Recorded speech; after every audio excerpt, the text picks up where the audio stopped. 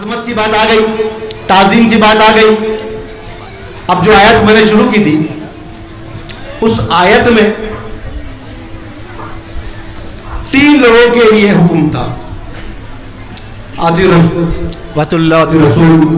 उलुल अम्री मिनकुम, यानी अल्लाह की अताअत के बारे में जिक्र हो गया।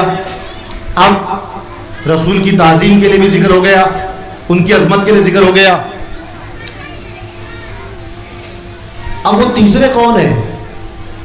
वो तीसरे कौन है जिसका अल्लाह ने हुक्म दिया है कि जिनकी हुक्म की फरमाबरदारी करनी है? सूरह अन-निसा आयत नंबर 59, अतिउल्लाह व अति रसूल उलिल अम्रि मिनकुम, अताअत करो अल्लाह की, अताअत करो रसूल की, और अपने में जो सबसे ज्यादा हाकिम है, हुक्म करने वाले हैं, उनकी फरमाबरदारी करो। वो कौन है? क्योंकि उस वक्त में तो अल्लाह उसके रसूल के अलावा तो कोई हुक्म करना था ही नहीं। तो वो तीसरे कौन है? वो तीसरे के बारे में तो कुछ गुफ्तगू हो। ख्वाजा बंदा नवाज गेसु दराज अपनी किताब जवाहिरुल कलम में फरमाते हैं कि सरकार ने, हमारे प्यारे नबी ने फरमाया कि तुम में सबसे ज्यादा सिद्दीक अबू बकर है। तुम में सबसे ज्यादा सिद्दीक जो है वो अबू बकर है। तुम में सबसे ज्यादा आदिल जो है वो उमर है। तुम में सबसे ज्यादा बर्दबार यानी बर्दाश्त करने वाला, सहने वाला उस्मान है। तुम में सबसे ज्यादा पढ़ा लिखा, तुम में सबसे ज्यादा पढ़ा लिखा हज़रत उबी है। इसी तरीके से सबके बारे में सरकार बयान करते गए, बहुत सारे सहाबियों के बारे में। उसके बाद आखिर में सबसे बाद में, सबके बाद में सरकार ने फरमाया तुम में सबसे ज्यादा हाकिम जो है वो अली है। तुम में सबसे ज्यादा हाकिम कौन है? अली है। तो लोगों ने कहा कि अली का मर्तबा इतना बाद में, सबसे आखिर में नाम लिया सरकार ने। यहां पे बात अजमत की आ गई, तौकीर की आ गई। अब नबी जो है अली का नाम इतना आखिर में क्यों ले रहे हैं? तो ख्वाजा बंदा नवाज फरमाते हैं कि जो हाकिम होगा वो सादिक भी होगा, आदिल भी होगा, वो बर्दबार भी, सहने वाला भी होगा, वो पढ़ा लिखा भी होगा, वो दाना भी होगा, वो हराम और हलाल का जानने वाला भी होगा। जिसमें ये तमाम सिफतें मौजूद हो वो हाकिम है। सब में एक एक सिफत, और हमारे अली में ये तमाम सिफतें, क्योंकि एक हाकिम के अंदर ये तमाम सिफतें मौजूद होगी तभी वो हाकिम है। तो अल्लाह ने क्या कहा? वातिउल्लाह वाति रसूल उलिल अम्रि मिनकुम, अताअत करो अल्लाह की, उसके रसूल की, और तुम में जो सबसे ज्यादा हाकिम है उसकी। अब और मिसाल लें इसके लिए हदीसों से। अब एक रोज बहुत सारे साहबी मौजूद थे, उसमें हमारे नबी ने आपस में साहबाओं को अपना भाई बनाया।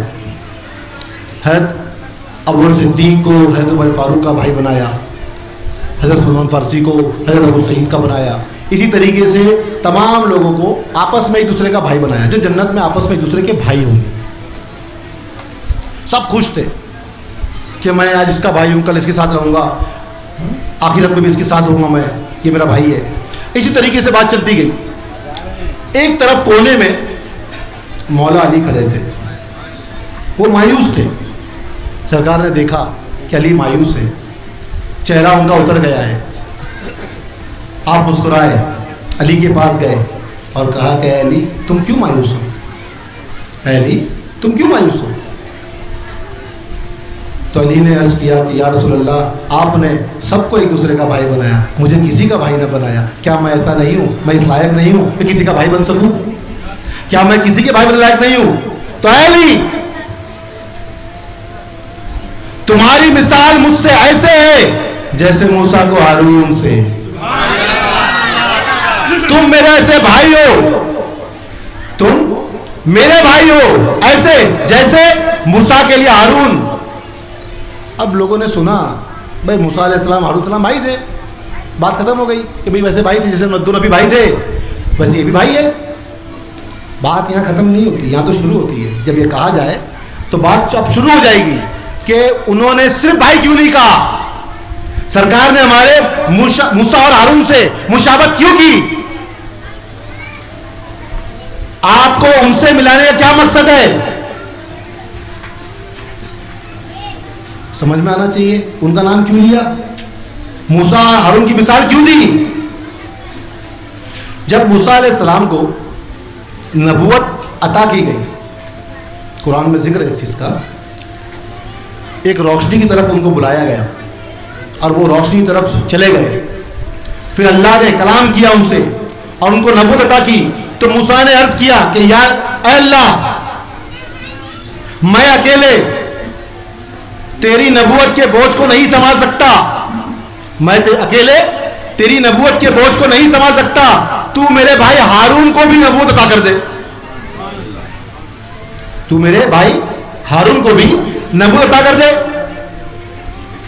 तो अल्लाह ने मूसा अलैहिस्सलाम के कहने पर, क्योंकि एक दौर एक वक्त में दुनिया में एक ही नबी रहे हैं, लेकिन वो एक ऐसा दौर रहा है जब मूसा और हारून एक वक्त में दो नबी रहे। लेकिन अब एक और चीज जान लो, मूसा अलैहिस्सलाम की उम्मत है, हारून अलैहिस्सलाम की उम्मत नहीं है। जब नबी है वो, उनको नबी बनाया गया तो उनकी उम्मत भी होना चाहिए था।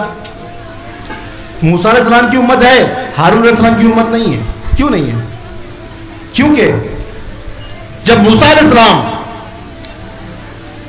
अपने लोगों से, अपनी उम्मत से दूर कहीं जाते, कहीं बाहर जाते, तो उस वक्त उस उम्मत में नबी कौन होते? हारून अलैहिस्सलाम।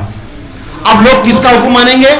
हारून अलैहिस्सलाम का मानेंगे। अब लोग किसकी मुताबिक करेंगे? हारून अलैहिस्सलाम की। वो उम्मत मूसा अलैहिस्सलाम की है, लेकिन फरमाबरदारी किसकी करेगी? हारून अलैहिस्सलाम की। बात समझ में आई? समझ में आई कि नहीं आई? अब समझ में आ जाएगी कि सरकार ने क्या फरमाया कि अली, तुम में मुझसे मुजाबत कैसी है जैसे मूसा को हारून से है। जैसे मूसा के लिए हारून है कि मूसा की उम्मत है, हारून कोई उम्मत नहीं, इसलिए फरमाया कि अली, तुम में और मुझ में मुसाबत वही है जो मूसा में हारून में, लेकिन मेरे बाद कोई नबी नहीं, मेरे बाद कोई नबी नहीं। तो उम्मत तो रसूलुल्लाह की, उम्मत रसूलुल्लाह की, जैसे उम्मत मूसा की, हारून की उम्मत नहीं, अली की भी उम्मत नहीं। लेकिन वही मुशाबियत कि नबी के बाद पूरी उम्मत को किसकी फरमाबरदारी करनी है, किसका हुक्म मानना है। ये वाकया, ये हदीस है, इससे ये तुमको पता चल गया क्या तुल्लावती रसूल उल्लमरी बिनकुम, तीसरे शख्सियत कौन है? अली है, जिसकी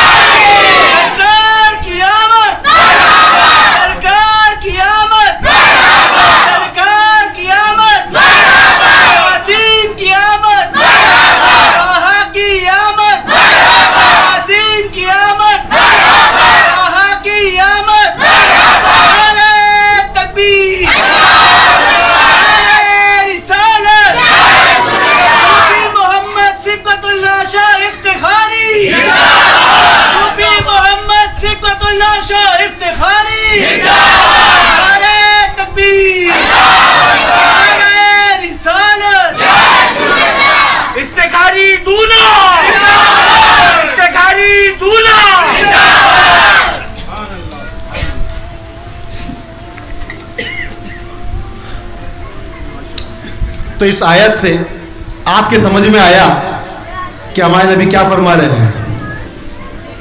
अब और थोड़ा सा आगे बढ़ते हैं। हदीस से समझ में आ गया कि हारून की मुसाबत मूसा से कैसे और मूसा की मुसाबत हारून से कैसे है, और उन दोनों की मुसाबत सरकार से और अली से कैसे है। यानी आपके समझ में आ गया कि भले ही उम्मत तो रसूलुल्लाह की है, लेकिन जब आपका विसाल हुआ, आपका पर्दा हो गया, उसके बाद ये पूरी कायनात में जितने भी उम्मत रसूल होंगे वो सब के सब किसकी रहबरी में होंगे, किसका हुक्म मानेंगे, किसकी मुताबियत करेंगे। ये बताने के लिए सरकार ने बताया कि भाई तुम्हारी मुशाबियत, तुम मेरे भाई कैसे हो, जैसे मूसा के लिए हारून। अब सरकार ने आखिरी खुतबा दिया। कितना वक्त है कि नहीं है? हाँ असलम भाई है ना? हाँ, तो आखिरी हज जो सरकार ने किया अपने बहुत सारे सहाबानी कमोबेश 1 लाख सहाबाओं के साथ, हज से जब वापसी पर आपने गदीरे खून की जगह पर, जहाँ पर एक तालाब जिसका नाम गदीर, क्योंकि पहले रास्ते में पड़ाव ऐसी जगह ही करते थे जहाँ पर पानी मुयस्सर हो, तो उस गदीरे खून के जगह पर आपने पड़ाव किया। 18 जिलहज का दिन, तारीख 18 जिलहज, कमोबेश 1 लाख के आसपास सहाबी के दरमियान में आपने अपना आखिरी खुतबा दिया। उसके बाद आपने कभी खुतबा नहीं दिया। आखिरी खुतबा 18 जिलहज को, जो आखिरी हज आपने किया, वहां पे आपने फरमाया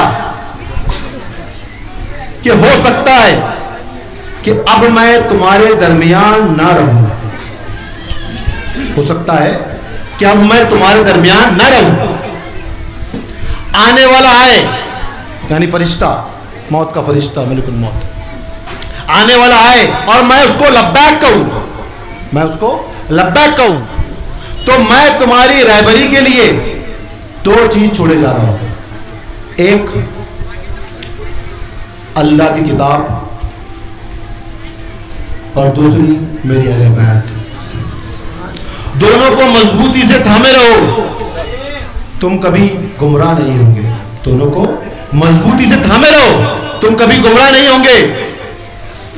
फिर आपने एक तवील खुतबे के बाद हज़रत अली को अपने करीब बुलाया और आपका दस्ते मुबारक को पकड़ा और उसको पकड़ के उस हाथ को बुलंद किया और लोगों को दिखा दिया, पूरी कायनात में ता कयामत तक के लिए वो हाथ दिखा दिया कि मन कुन तो बोला फाजा ही बोला।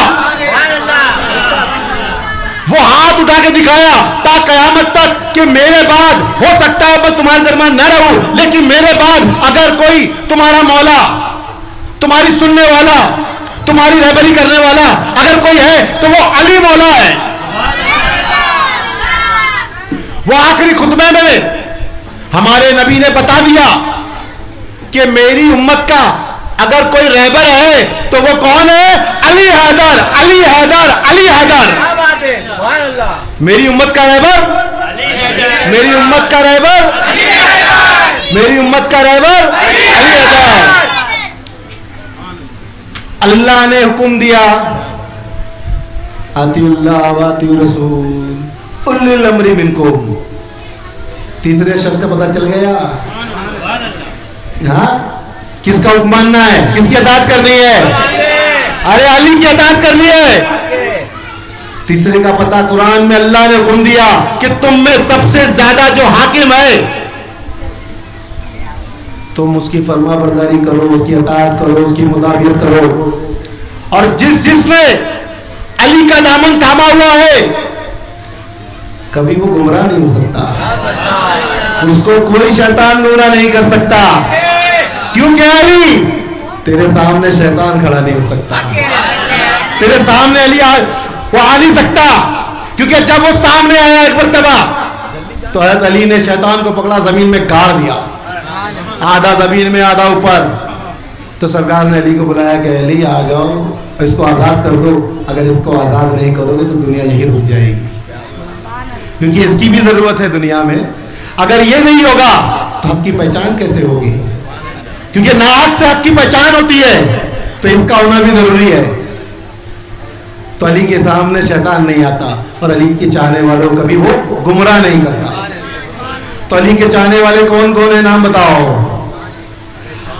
अली के चाहने वाले कौन कौन है? तो जितने भी अली के चाहने वाले हैं वो एक आवाज में कहेंगे, उम्मत का रहबर, उम्मत का रहबर, उम्मत का रहबर, हम सबका रहबर, हम सबका रहबर, पूरी कायनात का कारसाज, हम सबको राह रास्त पे रखने वाला अगर कोई है तो वो अली हैदर, अली हैदर, अली हैदर। तेरा का शौहर अली अली, बहन का बाबा अली अली, बहन में विलादत अली अली, मस्जिद में शहादत अली अली, सच्चा नारा अली अली, हक का नारा अली अली, सबसे बेहतर अली अली, सबसे बेहतर अली अली, सबका रहबर अली अली, पहला नंबर अली अली, पहला नंबर अली अली, आदम का मौला अली अली, फिक्का मौला अली अली, खुद का मौला अली अली, गली में नारा अली अली, देश में नारा अली अली, हमको संभाले अली अली, अकेले हवाले अली अली, सूरज ये बोले अली अली, दुनिया बोले अली अली, जान हमारा अली अली, जान हमारा अली अली, ईमान हमारा अली अली, जंग में जीते अली अली, कमर को उखाड़ा अली अली, सरकार उठाया अली अली, नारे हैदरी, हैदरी, हैदरी, पंजतन पाक के 1.25 लाख नारे हैदरी, हैदरी, हैदरी। तो आज कुरान की आयत से तुमको बता दिया और हदीसों की रोशनी में कि अल्लाह की अताअत करो, उसके रसूल की अताअत करो और अली की फरमा बरदारी करो। अगर आज तुम अली अली कहते जाओगे तब कोई तुमको मना नहीं कर सकता, कोई टोक नहीं सकता कि ये मुझको तो अल्लाह ने हुक्म दिया है, मैं तो अल्लाह का हुक्म तो पूरा कर रहा हूँ, मैं अपनी मर्जी से कोई कुछ कर रहा हूँ। तो मैं अपनी बात को भी ख़त्म करता हूँ कि वक्त बहुत ज़्यादा हो गया है। तो मैं शुक्रगुजार हूँ कि लोग इतना देर तक इसके रसूल में और इसके अहले बैत में यहाँ पर बैठे और सब ने बहुत लुत्फ़ लिया। मुझे भी बहुत अच्छा लगा कि सब लोगों ने मेरा साथ दिया इस बयान को करने में। मेरे कहने में अगर कुछ गलती हो गई हो तो अल्लाह अपने हबीब के सदक़े में और आज की सबके सदक़े में मेरी गुनाहों को माफ़ फरमाए। अस्तग़फिरुल्लाह रब्बी मिन कुल्लि ज़ंबिन व अतूबु इलैह।